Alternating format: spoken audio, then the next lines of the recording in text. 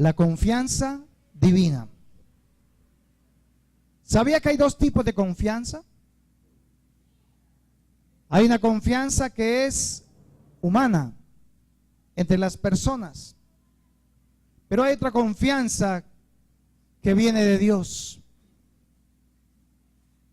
Y yo quiero que usted recuerde, no sé si a usted le pasó, pero recuerde cuando era pequeño, o tal vez pongamos en nuestra imagen mental un niño que va con su padre a un parque infantil. Y cuando va el papá con el niño, su padre está jugando con él. Y están muy contentos, felices. El niño pequeño está alegre, todo es solo sonrisas. Y luego el padre lo toma de la mano y lo hace subir por un murito que va creciendo poco a poco.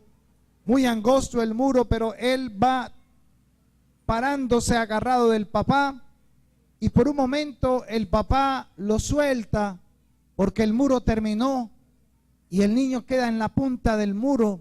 Y entonces el papá le dice desde abajo: hijo, tírate, lánzate.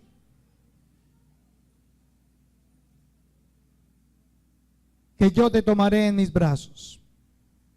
¿Cuál creen ustedes que sería la reacción de aquel niño? ¿Sí se tira? Posiblemente no se tira, ¿cierto? Pero esa reacción dependerá de algo muy importante en nuestras vidas. Muchos pensaron que el niño se tiraría. Ni siquiera lo pensó, sino que lánzate, hijo, y el papá, los brazos abiertos, y entonces el niño se tira. ¿Por qué? Porque confía en que su papá no lo dejará caer. Pero algunos pensaron en la altura y las condiciones para lanzarse y las capacidades del padre, si tenía brazos o no tenía brazos, si tiene la fuerza para cogerlo o no. Y unos cuantos de nosotros tal vez pensaron y dijeron para sí: no, yo no me lanzaría, me caigo, me lastimo, me parto un brazo o una pierna, o tal vez me dé un golpe en la cabeza, yo no me tiraría. ¿Qué hizo que tuviéramos hoy nosotros un pensamiento diferente? ¿Por qué no todos pensamos de la misma manera en ese momento? ¿Por qué nuestra forma de pensar y sentir reacciona de diferente manera ante los demás? ¿O en qué momento abandonamos la confianza en nosotros mismos? ¿Cómo podemos confiar en Dios cuando nuestro alrededor está lleno de desesperanza, de incertidumbre? Entonces la pregunta de esa mañana sería: ¿qué es entonces confiar verdaderamente en Dios? La palabra del Señor dice: maldito el hombre que confía en el hombre.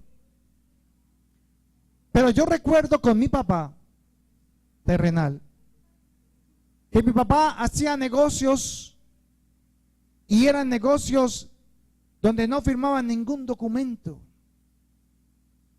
Y cuando hacían el negocio, mi padre quedaba comprometido en darle algún dinero a esa persona, ganara o perdiera en el negocio.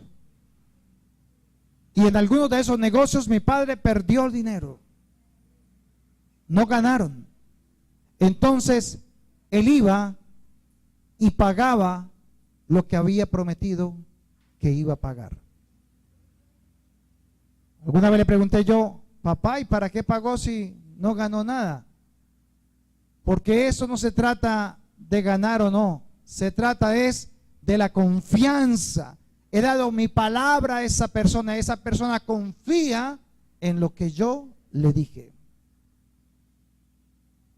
Y asimismo, creo que cuando algunos de nosotros tuvimos la oportunidad de casarnos en el matrimonio, donde estábamos allí en el altar, ¿cuántas promesas hicimos?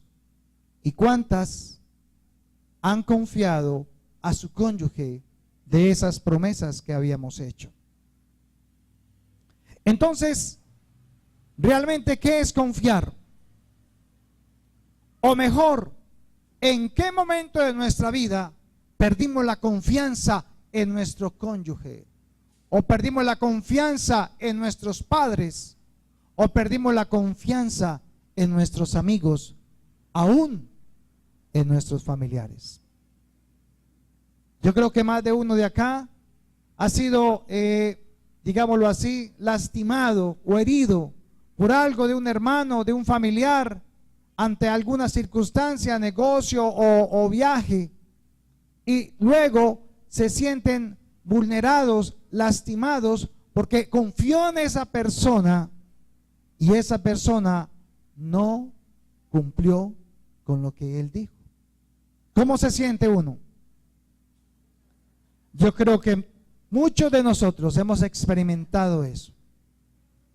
Pero el Señor era sabio y es sabio cuando decía: maldito el hombre que confía en el hombre. Entonces, si bien hay dos clases de confianza, vamos a hablar de una confianza que está basada en Dios. Pregunto, hoy en día, ¿por qué la gente afuera no tiene confianza en la otra persona? En el mismo trabajo, usted trabaja con su compañero de trabajo, pero aún así usted siente desconfianza de él, porque hasta le puede hacer el cajón y quitarle el puesto. ¿Sabe que se vive también en las iglesias eso?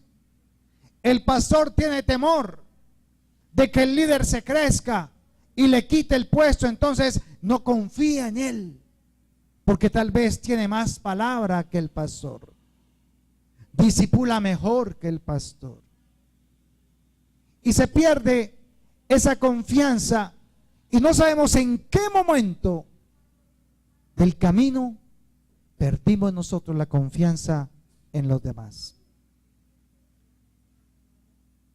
Vamos a Filipenses capítulo 2.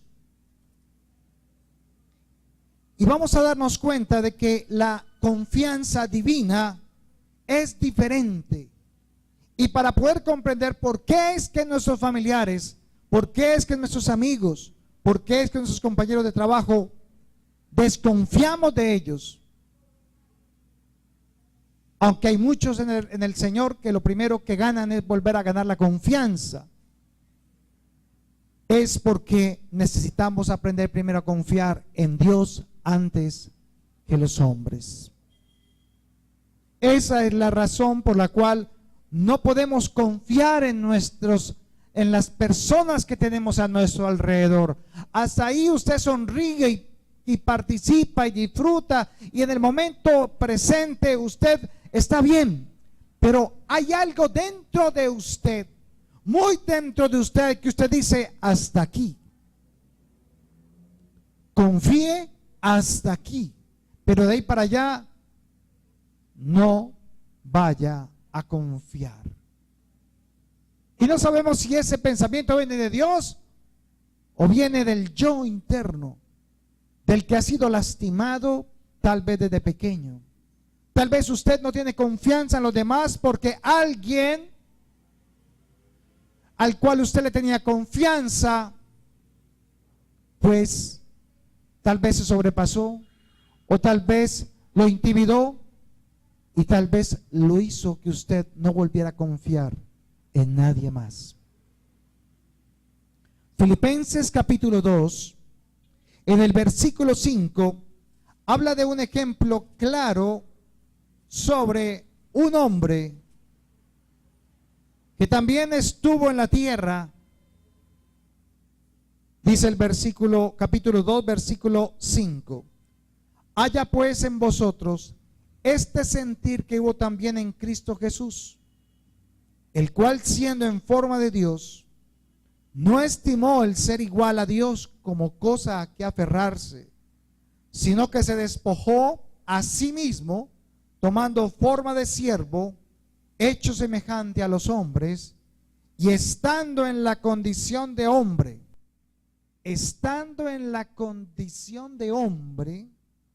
se humilló. ¿A quién? ¿Se humilló ante los demás?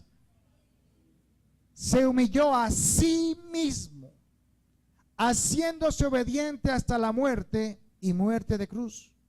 Por lo cual Dios también le exaltó hasta lo sumo y le dio un nombre que es sobre todo nombre, para que en el nombre de Jesús se doble toda rodilla de los que están en los cielos y en la tierra y debajo de la tierra, y toda lengua confiese que Jesucristo es el Señor, para gloria de Dios Padre. Para poder definir este versículo y darle la interpretación que Dios le da, tenemos que definir entonces qué es la confianza. La confianza es la seguridad o esperanza firme de que alguien o otro individuo puede cumplir con lo que dijo. También se trata de la presunción de uno mismo y del ánimo o vigor para obrar en algo. Por ejemplo, cuando usted dice, yo me tengo confianza para hacer ese trabajo, yo me tengo confianza para ese examen, yo me tengo confianza para cumplir con esa función. Esa es una confianza personal, porque él mira sus cualidades, mira sus capacidades y dice, yo puedo hacer eso. La otra confianza es la confianza en alguien o en otra persona de que puede hacer algo. Cuando usted le manda a su hijo, a un empleado, a su cónyuge, para que vaya y haga una función o haga alguna vuelta, y usted le da las indicaciones, y usted está tranquilo porque usted sabe que esa persona puede llevar a cabo esa tarea. Usted confía de que él tiene la capacidad para cumplirla a cabalidad. Entonces la confianza tiene que ver con la esperanza de que algo o alguien lo puede hacer. Es la seguridad que tengo de que alguien va a hacer algo porque conozco sus cualidades, porque conozco sus capacidades, sus virtudes, sus atributos para poderlo cumplir. Eso es confianza. Ahora vamos a mirar Filipenses 2, versículo 5. Dice que haya pues en vosotros este mismo sentir que hubo en Cristo Jesús, el cual siendo en forma de Dios, no estimó el ser igual a Dios como cosa a que aferrarse. O sea, Jesús se hizo ¿qué? Hombre. No usó ni abusó de sus atributos divinos o los atributos de su deidad. O sea, no aprovechó la omnisciencia, la omnipresencia, el que es creador, omnipotente, omnisapiente. No, él no se aferró a eso, pudiéndolo hacer, sino que lo que él hizo fue lo contrario. Dice el versículo 7, sino que se despojó a sí mismo. Entonces, ¿qué hizo Jesús, hombre? Se despojó ¿de qué? De su poder, de su deidad, de sus atributos celestiales o divinos, y solamente mantuvo los atributos terrenales de su personalidad, su amor, su bondad, su misericordia, su mansedumbre, su templanza, su dominio propio. A eso se aferró, al carácter de él. Y dice en el versículo 8, haciéndose obediente ¿hasta cuándo? Hasta la muerte, y muerte de cruz. O sea, no dice muerte de cruz porque sí, porque es que era la peor de las muertes. ¿Sí ve? De ese tiempo era la peor de las muertes, la más dolorosa, la con más aflicción. Y aún así no le importó humillarse a sí mismo. Cuando dice humillarse a sí mismo, está hablando de que primero él tuvo que humillarse ante el mismo yo de él. Eso es muy interesante.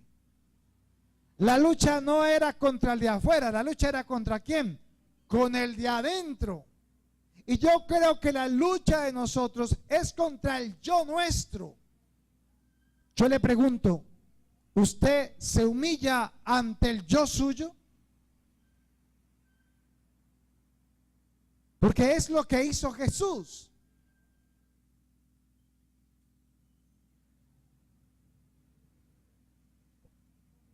Somos muy observadores en este versículo. Creo que lo que más llama de este versículo cuando leemos, porque es muy leído, es la recompensa. Vemos que para que en el nombre de Jesús se doble toda rodilla, los que están en los cielos y en la tierra, y toda lengua confiese que Jesucristo es el Señor, y decimos gloria a Dios, la recompensa. Pero para llegar a esa recompensa, ¿qué tenía que hacer primero Jesús? Humillarse. ¿A quién? A él mismo. Negarse a él mismo. Negar que tenía la capacidad, que tenía la cualidad para borrarlos a todos esos fariseos que habían delante de él. Pero sin embargo no lo hizo. Entonces, palabras que Jesús decía: yo no he venido a hacer mi voluntad, sino la voluntad de mi Padre. No he venido a hacer lo que yo quiero, sino lo que el Padre me dice que haga, eso hago. Vaya a Juan 3:14. Juan capítulo 3, versículo 14 y 15. Mire cómo le habla a un maestro de la ley, a Nicodemo, terminando o en medio de la charla que tenía con Nicodemo al buscarlo en la noche. Jesús le dice, versículo 14, y como levantó Moisés la serpiente en el desierto, así es necesario que el Hijo del Hombre sea ¿qué? Levantado, para que todo aquel que en él cree no se pierda, mas tenga vida eterna. Así que Jesús le está diciendo a Nicodemo: Nicodemo, voy a ser colgado, voy a ser humillado delante de todo el mundo, pero sobre todo delante de mi Dios, de mi Padre. Y si usted va a Hebreos capítulo 5, Hebreos capítulo 5, versículos 7 al 10.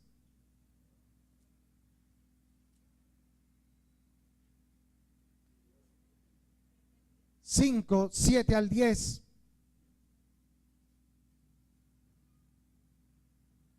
Dice: y Cristo en los días de su carne, ofreciendo ¿qué? ¿Cómo dice? Ruegos, súplicas, con gran clamor y lágrimas al que le podía librar de la muerte, fue herido a causa de su temor reverente. Mire el versículo 8. Y aunque era hijo,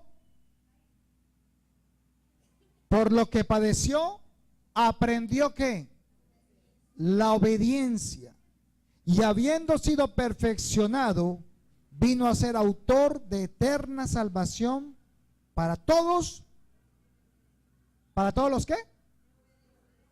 Él trajo vida eterna ¿para quiénes? Para los que le obedecemos. Versículo 10. Y fue declarado por Dios sumo sacerdote según el orden de ¿quién? De Melquisedec. ¿Cómo le parece que Jesús, como hombre, rogó, suplicó, clamó, padeció, fue perfeccionado para poder ser declarado como sumo sacerdote? ¿Y eso que le era quién? Dios, con todo el poder, deidad, capacidad, omnisciencia, omnipresencia. Y aún así, entonces, ¿qué fue lo primero que tuvo que hacer Jesús para ser recompensado luego por el Padre?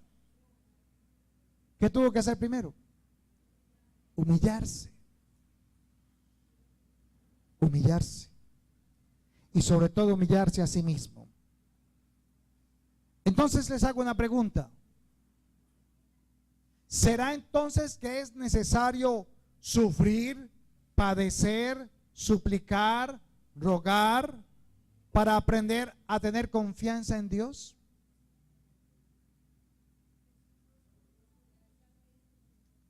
Dice la palabra que todo ha sido consumado. Él lo hizo, pero ejemplo nos dejó.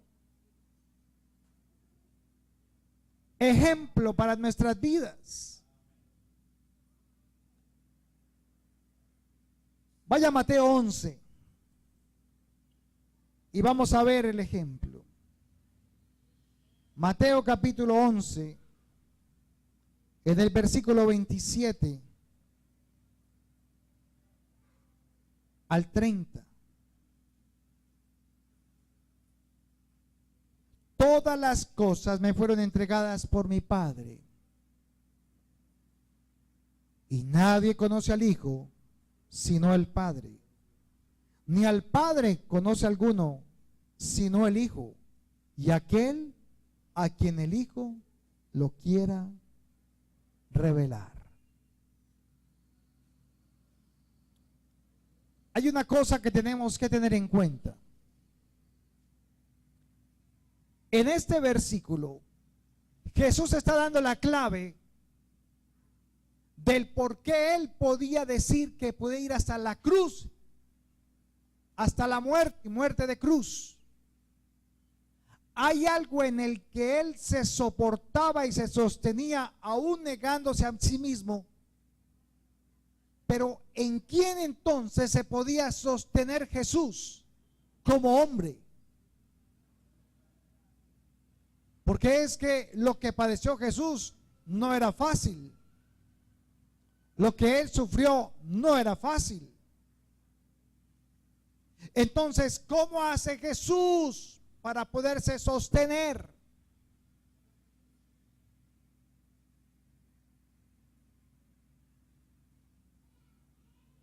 Me gustaría que leyeran el Salmo 143 primero.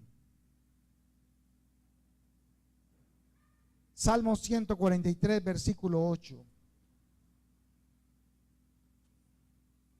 ¿Cómo era que Jesús se negó a sí mismo? Y aparte de ello iba a tener sufrimiento como hombre que nadie había podido soportar. Pero Él, ¿cómo podía sostenerse en medio de la prueba, en medio de la aflicción, en medio de la dificultad? 143, 8. Hazme oír. Ese salmo lo dijo el rey David. Dice: hazme oír por la mañana tu misericordia, porque en ti he confiado. Hazme saber el camino por donde ande, porque a ti he elevado mi alma. David en este versículo ponía su confianza en Dios. ¿Desde qué momento? ¿Desde qué hora? Lo primero que hace uno en la mañana, entonces, ¿qué es? Orar a Dios, ¿verdad? Y poner en Él su confianza. Pero ¿cómo podía él poner su confianza en el Señor? Y había un versículo que hablaba en mi cabeza muchos días atrás, pero no le encontraba sentido en ese momento. Entonces, cuando vamos a Mateo, capítulo 11, versículo 27, donde estábamos,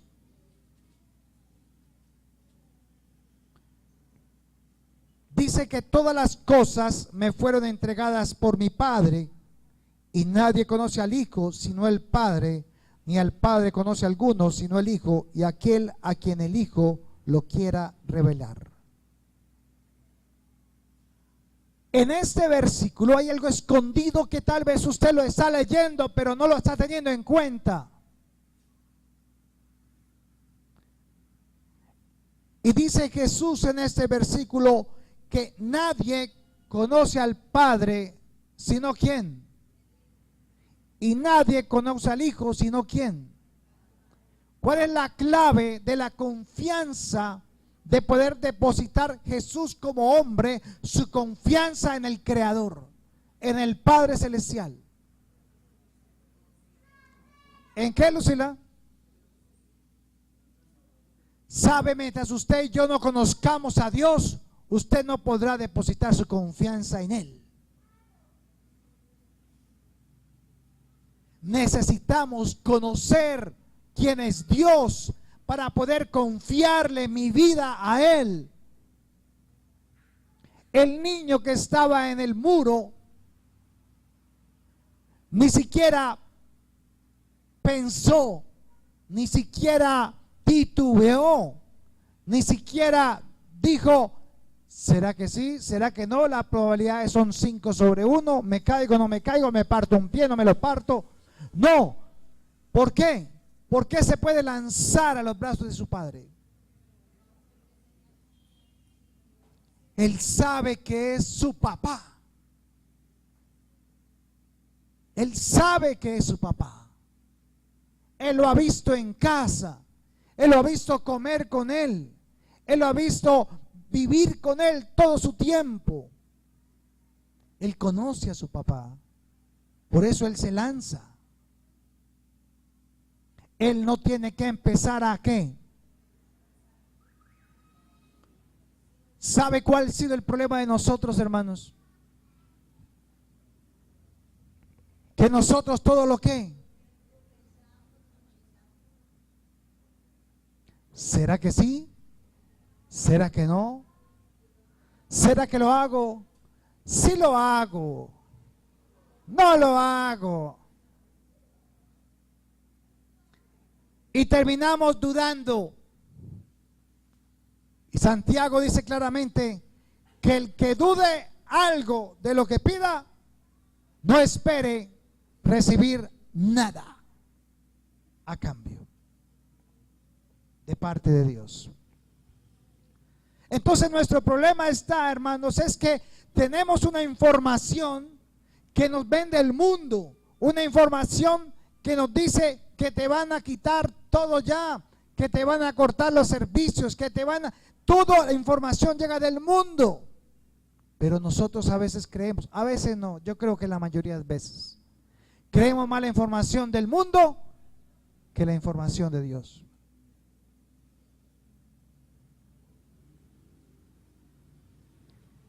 ¿Recuerdan Colosenses 1:15 que dice? Jesucristo es ¿quién? Él es la imagen del Dios invisible. El primogénito de toda creación. Entonces aquí en el Mateo 11:27, Jesús es muy claro en decir en dónde está su confianza Su confianza estaba en su Padre Celestial. Aún él siendo hombre, afligido, dolorido, lastimado, flagelado, todo esto, su confianza estaba puesta ¿en quién? En su Padre. Por eso, aunque él iba a cargar todos esos problemas, aunque iba a llevar todas esas dificultades, aunque iba a vivirlas en su propia carne, mire el versículo 28. Mire el versículo 28, ¿qué dice? Venid a mí, todos los que estéis, ¿qué? Trabajados y cargados, y yo os haré descansar. Llevad mi yugo sobre vosotros y aprended de mí, que soy ¿qué? Manso y humilde de corazón, y hallaréis descanso para vuestras almas. Así que la confianza va acompañada o es producto de dos cosas: de humillarse y ¿qué más? Y de ser manso, no menso. Manso y humilde de corazón. Así que Dios lo que está trabajando con nosotros todos los días es ¿qué? Ese bendito carácter que tenemos, que parecemos alacranes. ¿Sabe cómo me decían a mí cuando muchacho, joven, bello? Alacrán. Mi hermana me decía, alacrancito, venga. ¿Se imagina cómo era yo? Y todavía a veces como que me sale por ahí el veneno. Menos mal tengo quien lo ataje.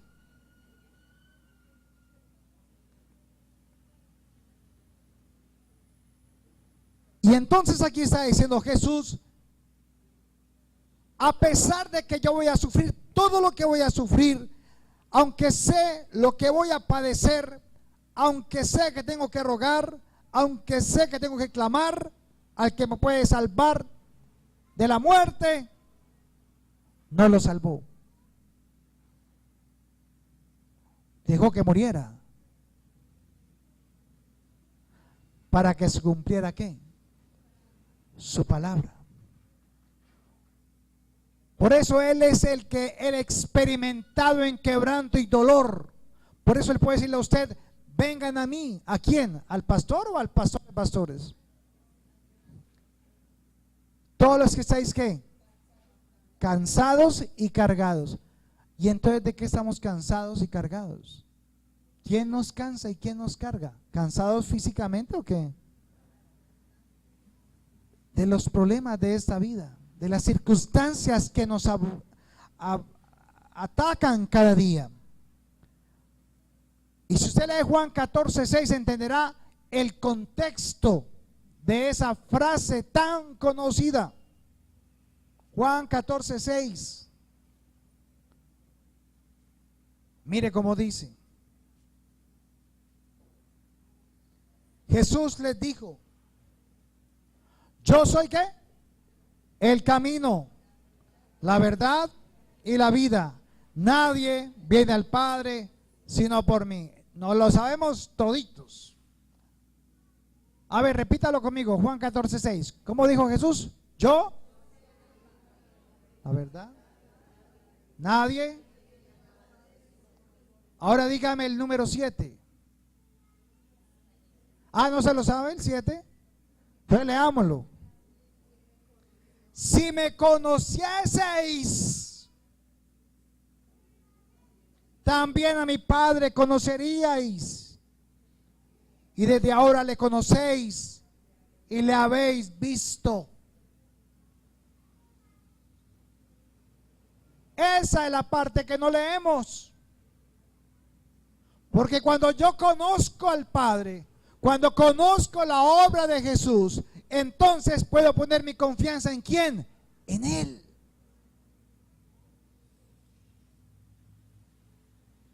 Pero no, usted se enseña a que solo la enseñanza del domingo es suficiente para toda la semana. No es suficiente. A Él hay que conocerlo todos los días, las 24 horas, desde que usted está despierto e inclusive hasta cuando está dormido. Porque ¿quién lo hace a usted que respire aún estando dormido? Su espíritu. Ahí está. Entonces Jesús sabía las circunstancias que iba a venir a causa de la promesa del Padre, de que vendría un Salvador. Y Jesús sabía esa promesa y él pudo darse cuenta que él iba a hacer esa promesa.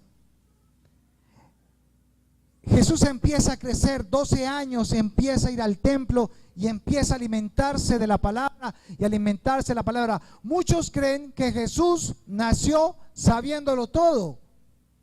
No, Jesús nació como hombre y fue enseñado y fue colocado aún en obediencia para que fuera perfecto en todo su camino. Claro está, sus pensamientos no eran como los nuestros, porque él no tenía el problema de la maldad o del pecado, porque él nunca pecó. Sin embargo, ¿cómo hacía Jesús para mantener esa comunión con el Padre, para aferrarse la confianza a Él? ¿Qué usaba Jesús? Usted dirá, bueno, oraba todas las noches. Pero sabe, había algo antes de la oración. Salmo 91. Y tal vez usted en su casa hizo como nosotros en nuestra casa cuando éramos pequeños. ¿Qué hacía usted con el Salmo 91, hermanos? En mi casa le llamaban las páginas amarillas. Cogíamos el Salmo 91 en la Biblia y lo colocábamos en un atril en la casa, al pie de la puerta, para que los ladrones no entraran. Porque lo han llamado el Salmo ¿de qué? De la protección. Y muchos cristianos en el mundo usan este Salmo, pero también los católicos, hasta los adventistas, todos usan este Salmo como Salmo de protección. O sea, si yo lo repito, soy protegido, no me pasa nada. Lo usan como amuleto. Pero ese salmo, hermanos, no fue escrito por David. Dicen los eruditos que han estudiado esto, tampoco lo escribió Salomón. Entonces queda uno, porque tampoco lo escribió Coré. Lo escribió Moisés.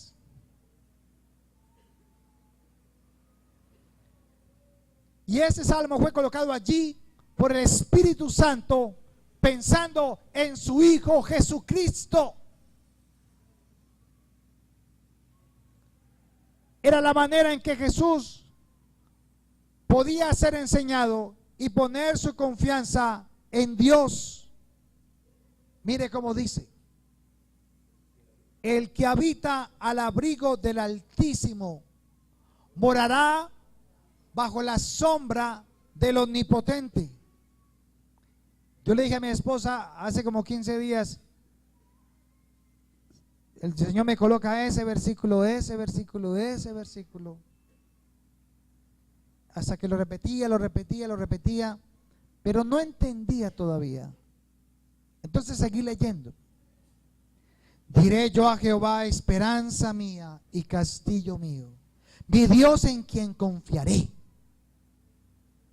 Él te librará del lazo del cazador, de la peste destructora. Con sus plumas te cubrirá y debajo de sus alas estarás seguro. Escudo y adarga es su verdad. No temerás el terror nocturno, ni saeta que vuele de día, ni pestilencia que ande en la oscuridad, ni mortandad que en medio del día destruya. Caerán a tu lado, ¿cuántos? 1000, y 10,000 a tu diestra, mas a ti no llegará. Ciertamente con tus ojos mirarás y verás la recompensa de los impíos. Porque has puesto a Jehová, que es mi esperanza, al Altísimo por tu habitación. No te sobrevendrá mal, ni plaga tocará tu morada, pues a sus ángeles mandará acerca de ti, que te guarden en todos tus caminos. En las manos te llevarán, para que tu pie no tropiece en piedra. Sobre el león y el áspid pisarás, hollarás al cachorro de león y al dragón. Por cuanto en mí ha puesto su amor, yo también, ¿qué? Lo libraré, le pondré en alto. Por cuanto ha conocido mi nombre, me invocará y yo le responderé. Con él estaré yo en la angustia, lo libraré y le glorificaré. Lo saciaré de larga vida y le mostraré mi salvación. En eso, hermanos, es que Jesús descansaba para poder ir hasta la cruz. Era lo que su Padre decía de él.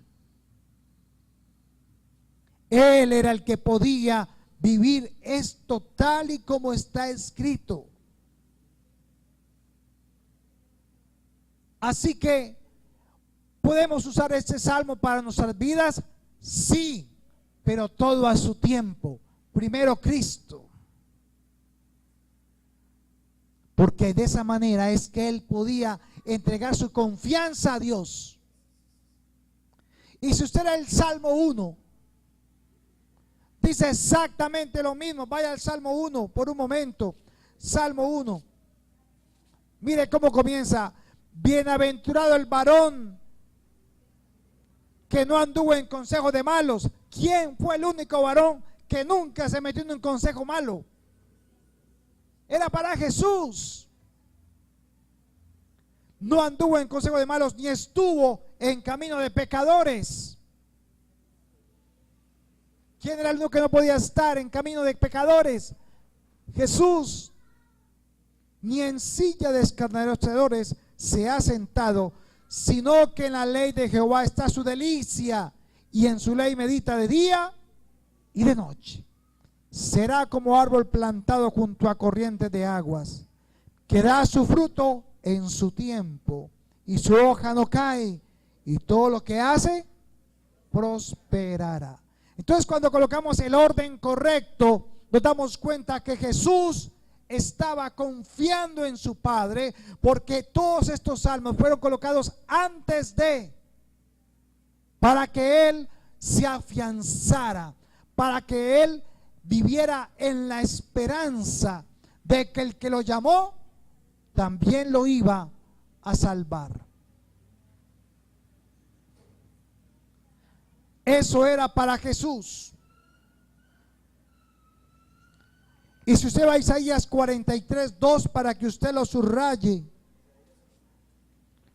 43 versículo 2.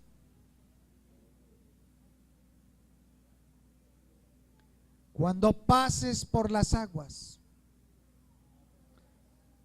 yo estaré contigo. Y si por los ríos, no te anegarán. Cuando pases por el fuego, no te quemarás, ni la llama arderá en ti. ¿Qué le ardió a Satanás cuando pecó? ¿Qué le dijo Dios? Porque sacó fuego de él, y su fuego lo consumió, y llegó a ser ¿qué? Dejó de ser hermoso para ser un ¿qué? Espanto serás, y para siempre dejarás de ser. Pero el Señor le dice acá que la llama no arderá sobre él, no lo quemará, que el fuego no lo quemará, que el agua no lo ahogará. Porque yo, Jehová, Dios tuyo, el Santo Israel, soy tu Salvador.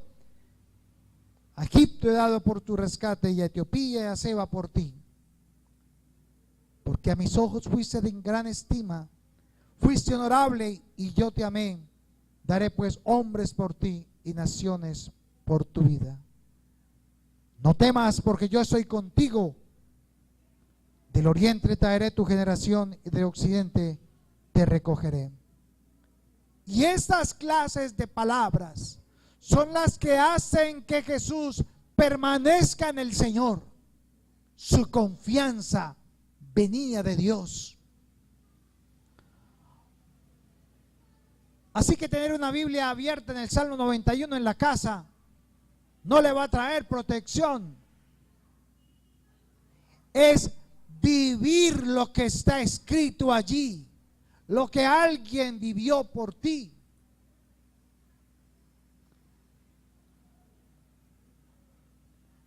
Si usted va al Salmo 91 nuevamente y mira el versículo 10, hay mucho que sacar del Salmo 91, mucho.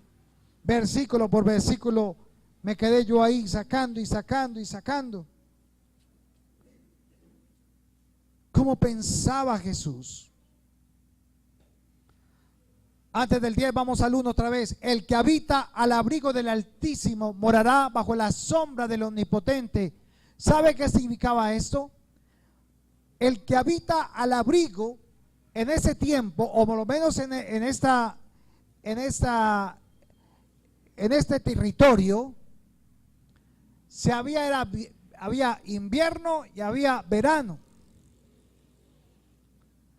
Pero aquí habla de que en la noche hace mucho frío. Entonces, ¿para qué es el abrigo? Para cubrirse el frío, o sea, calurosito. Y en el día dice, morará bajo la sombra del Omnipotente. Entonces la sombra se produce afuera, producida ¿por qué? Por el sol, que era lo que andaba en el pueblo de Israel en el desierto arriba. ¿Y qué les daba? Sombra. O sea que en la noche lo abrigaban y en el día lo protegían. ¿Cuántas horas entonces estaba la protección de Dios? Permanente, 24 horas. Y la protección de Dios, hermano, contigo está a las 24 horas, no 6, no 8, no un domingo. Pero tú tienes que creerlo. Y dice el versículo 10, no te sobrevendrá mal, ni plaga tocará tu morada. Esto quiere decir, esto no quiere decir que nunca entrarás en dificultades o problemas. Significa que cuando alguien confía en el Señor, aún las cosas malas le acercan más a Dios. Pero nosotros nos encontramos con personas que a veces nos encontramos en la calle. ¿Qué hubo, hermano? ¿Qué pasó? No, es que estoy como mal.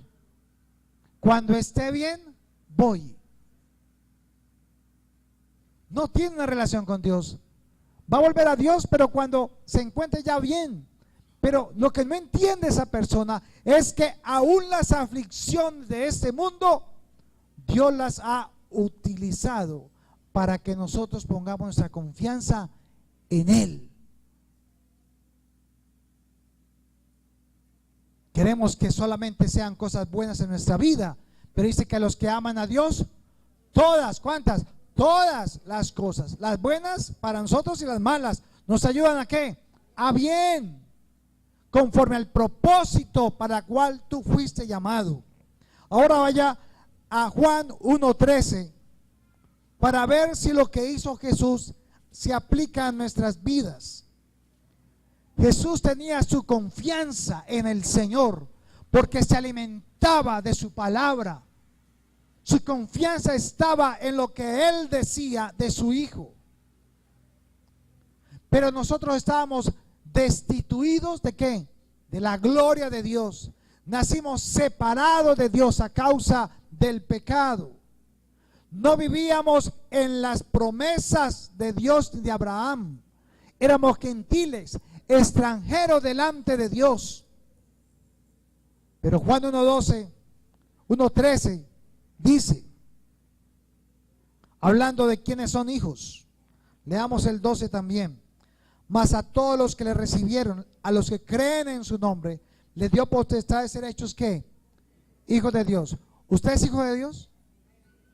¿Usted es cristiano o usted es hijo de Dios? Yo soy hijo de Dios. Versículo 13, los cuales no son engendrados de ¿qué? De sangre, ni de voluntad de carne, ni de voluntad de varón, sino de Dios. Así que usted fue engendrado ¿por quién? Por Dios. Por lo tanto ahora es ¿qué? Hijo de Dios, nacido de nuevo. Y como hijo de Dios, Romanos 8:16, ¿qué nos dice? Como hijo de Dios, Romanos 8:16 nos dice, el Espíritu mismo da testimonio a nuestro espíritu que somos ¿qué? Hijos de Dios. 17. Y si hijos, escuche esto, y si hijos, también ¿qué?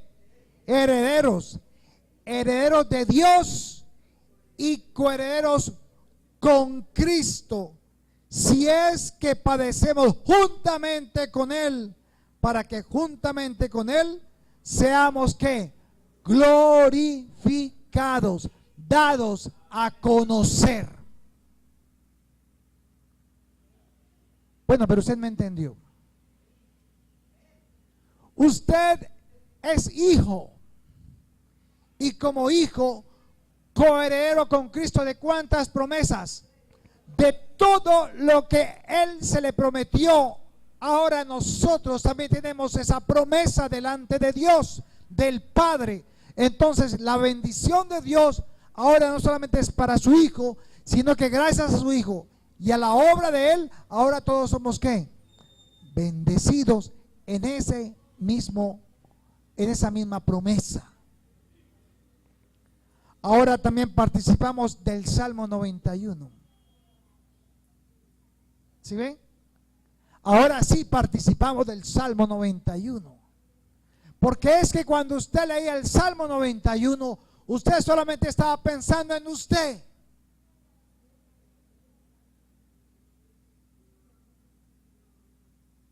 Pero ahora se está dando cuenta de que hay que pensar primero es que ese salmo era para el hijo.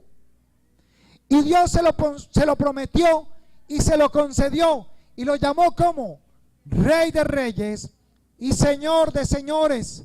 Y toda rodilla se doblará en su nombre. Y todo el mundo confesará que Jesucristo es el Señor, para la gloria de Dios. Denle un aplauso al Señor.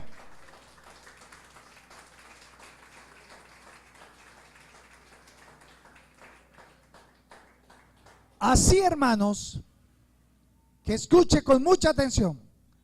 ¿Cuántos tienen fe en el Señor? ¿La fe personal o la fe que viene de Dios? La que viene de Dios. Tengo para decirles que el resultado de la fe en Dios es la confianza en que Él cumplirá lo que ha dicho de usted y de mí.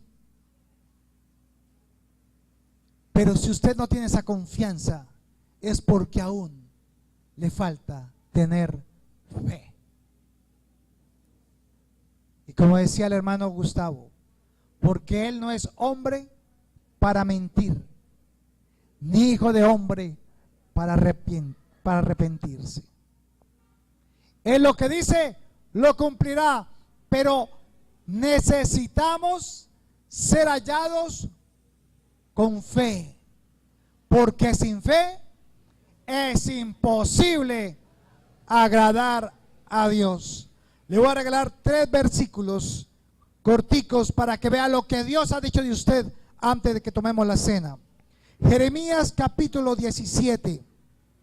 Así que si usted venía aburrido, Si usted venía que el Señor no le contesta, que es que no sabe qué hacer, ¿qué hago esto, no lo hago? Si va a tomar una decisión en su vida, piense primero en estos versículos para que usted pueda tomar decisiones correctas, porque usted no puede tomar decisiones basados en sus pensamientos, sino en el pensamiento de ¿quién? Jeremías capítulo 17, versículos 7 y 8. Bendito el varón que confía en Jehová y cuya confianza es Jehová. Voy a repetírselo. Bendito el varón que confía en Jehová y cuya confianza es Jehová, porque será como el árbol plantado junto a las aguas. ¿Recuerdan algo? ¿Le recuerda algo? Que junto a las corrientes echará sus raíces y no verá cuando viene el calor, sino que su hoja estará todo el tiempo como verde, y en el año de sequía no se fatigará ni dejará de dar fruto. Bendito el varón que confía en el Señor, porque Dios lo prosperará, lo fructificará, porque en Él ha puesto su confianza. No te preocupes por el futuro, preocúpate por confiar en el Señor y Él hará en tu vida lo que Él sabe cuál es tu propósito. Él te da esta palabra para ti hoy. Tienes que confiar en el Señor.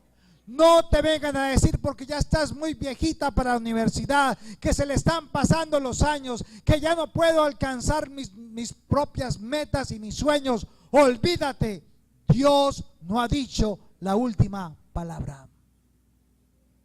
El que pone el tiempo es ¿quién? Dios, no tú.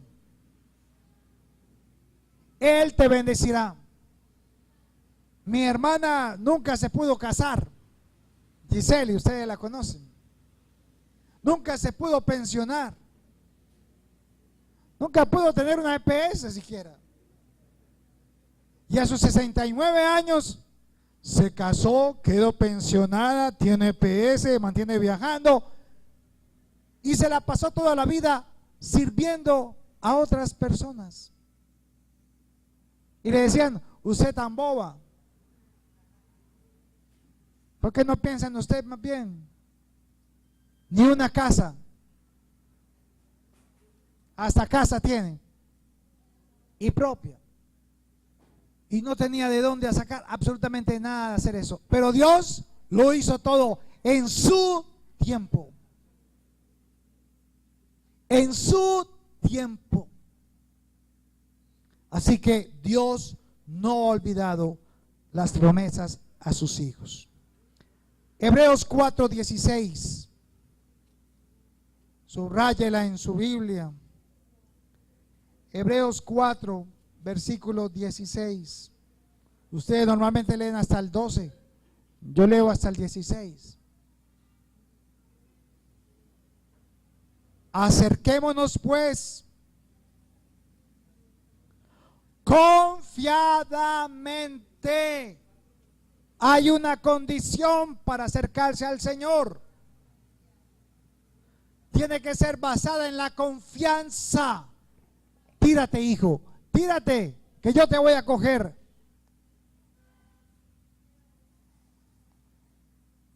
Acerquémonos pues confiadamente al trono de la gracia. ¿Qué es la gracia? Dios no te va a dar lo que te mereces.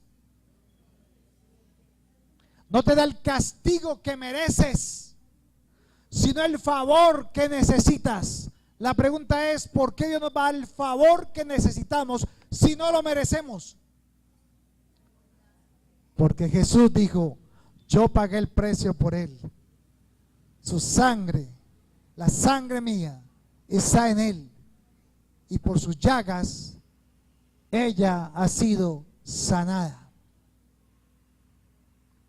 Porque yo me hice pobre para que él fuera rico.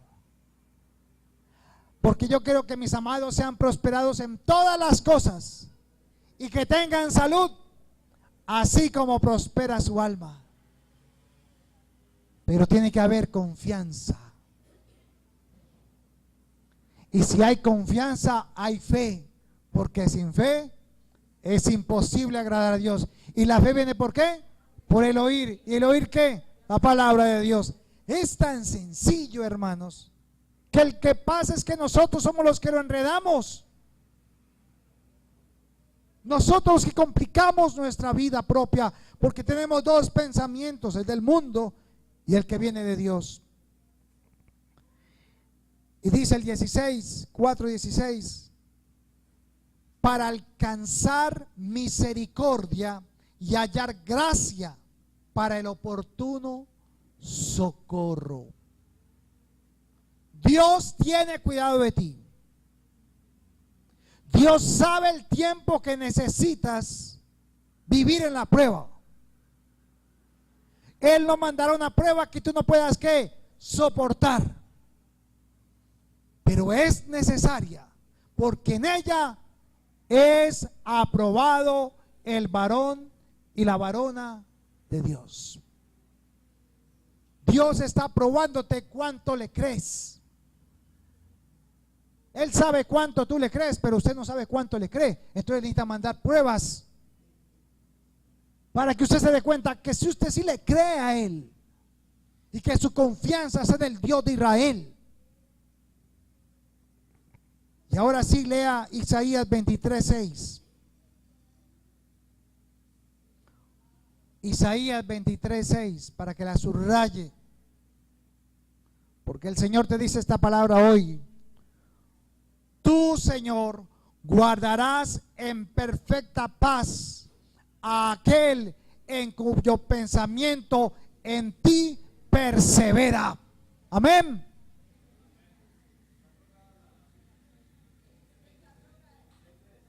Bueno, 26:3, leámoslo todos.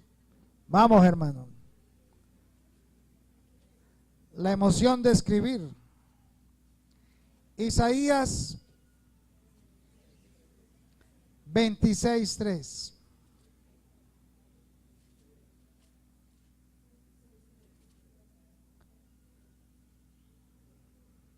Tú guardarás en completa paz a aquel en cuyo pensamiento en ti persevera, porque en ti, ¿qué? Es por la confianza, no es por las obras.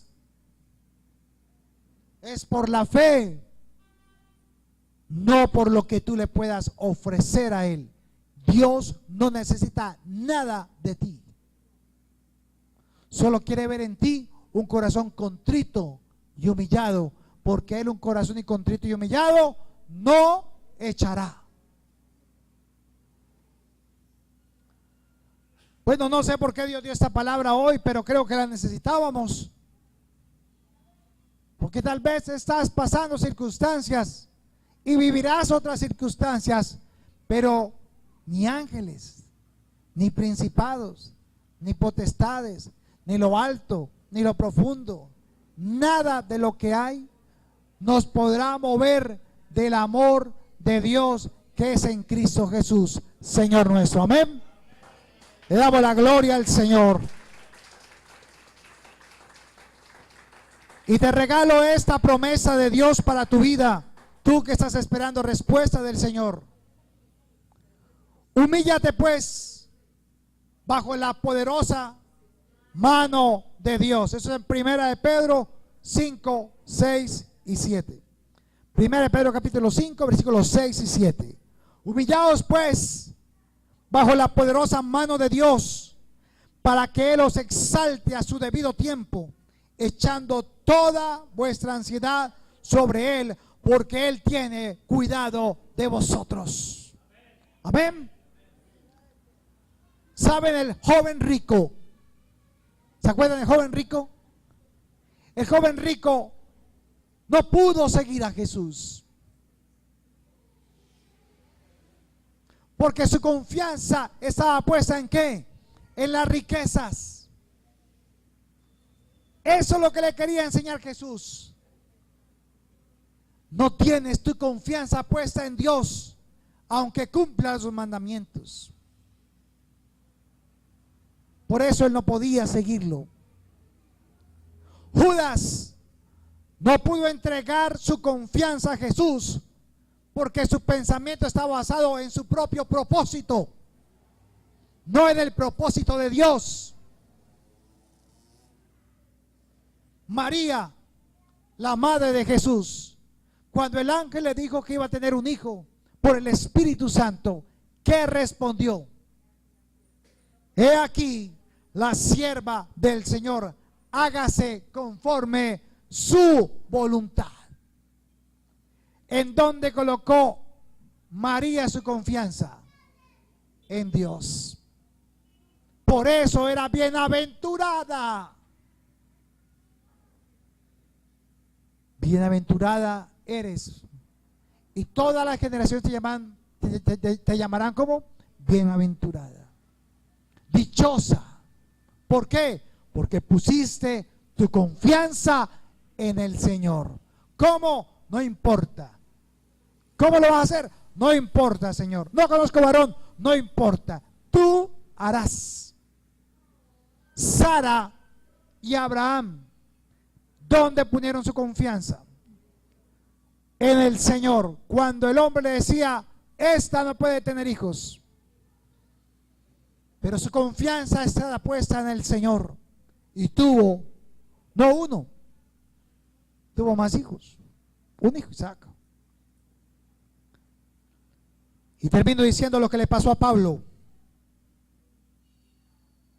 Una vez iba Pablo en un barco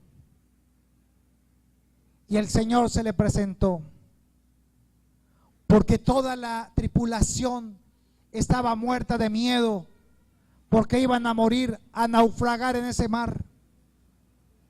Los vientos, las olas y hasta el barco iban a naufragar. Y el ángel le dijo, Pablo, no tengas temor, porque sabían que el barco se va a destruir. Todas las reservas que habían en tu casa, en el barco, se iban a perder. Todo lo que tenías de pertenencia se iba a hundir. Pero tú y ninguno de la tripulación morirá, porque el Señor tiene otro propósito para ti.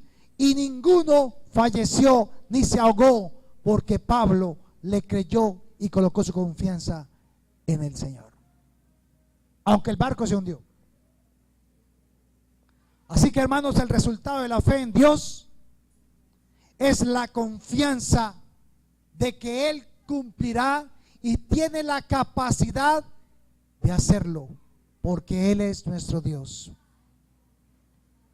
¿Tienes tú tu confianza puesta en el Señor hoy? Entonces oremos.